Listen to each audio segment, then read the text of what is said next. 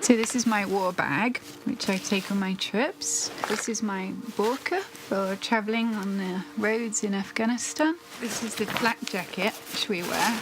The British soldiers like to make fun and come up and push you here. It could stop AK-47 and armour-piercing bullets. My helmet, phone, and that's been through many wars. First aid kits, drips, bandages. If you get a gunshot or a knife wound, this clots the blood. And, most importantly, coffee sachets.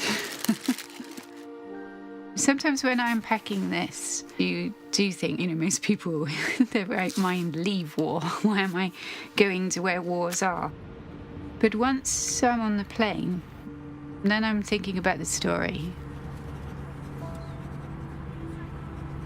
I was 21 when I first arrived in Peshawar and started covering Afghanistan.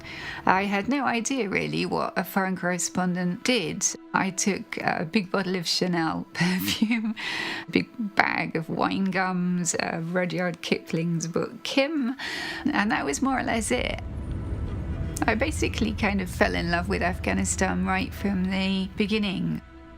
When I arrived there in 88, the Russians were still there. So then I started going back and forth into Afghanistan with the Mujahideen and started covering war. I'm incredibly curious. My mum would say I'm nosy. I want to see things for myself. And I'm really determined. There's nowhere I haven't got into. Nowhere is like a starting point, okay, for me. I want to tell the stories of people who have no way of getting their own stories told.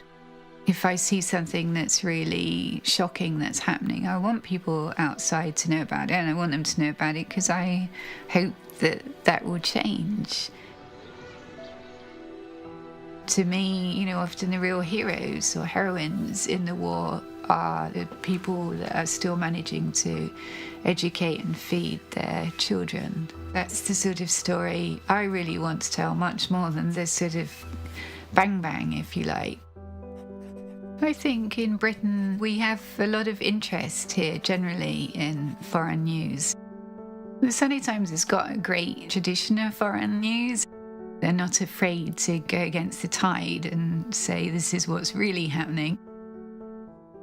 We have become targets in a way that we weren't. So, if a soldier gets killed in Afghanistan, it's not headlines, whereas if a journalist gets killed, it is. And, it's been brought home horribly to us on the Sunday Times because we lost Marie Colvin in Syria. The most frightening thing that I've ever been in was in 2006, when I was the first journalist to be embedded with the British combat forces in Afghanistan. The minister had famously said that he hoped not a single bullet would be fired. They were going on a mission to a place called Zumbale. And I was saying to the commander, what do you think about that? And he said, that seems to go quite well. And literally, as he said that, the first shots rang out. Everybody just ran. We were all split up. The commander, we didn't know where he was. The radios weren't working. The Taliban were throwing the mortars into the ditches. All these bullets, things were coming over the top of us. It was incredibly hot. Every direction we ran in, we were being fired at. And I kept thinking about my family. It was going to be my son's birthday that weekend, and I kept thinking about that as I ran. At one point, this Sergeant Major asked me if I could use a pistol because he said we're probably going to get pinned down and we'll have to fight for our lives. And I realised that the guys I was with thought we were going to get killed. I really, really didn't want to die in that muddy field in Helmand.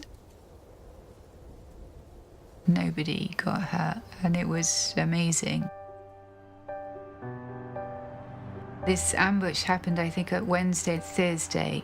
I managed to get back on Sunday. So I arrived at Heathrow. There's my story all over the Sunday Times. And then we went and bought bread and ham to make sandwiches for my son's birthday party. It was incredibly strange feeling to be there. And to think that a few days ago had been in this ditch with all his RPGs and gunfire. So this is a story. You can see there's some amazing photographs by my colleague Justin Sutcliffe. Nobody thought we were at war in Afghanistan, and so my editor realised the importance of the story and so gave me 5 pages basically saying, this is war. That's where it's great working for a paper like Sunday Times, because it kind of really set the agenda back in England, and parliamentary questions were asked, and in the end, more troops were sent, more helicopters were sent. I hate that stereotype of the hard-drinking drug addict correspondent that comes back and tells war stories in the bar. Having said that, it is addictive. I admit that. I've had far more than my 9 lives already. But yeah, as long as I still have that kind of curiosity and interest, I will keep going.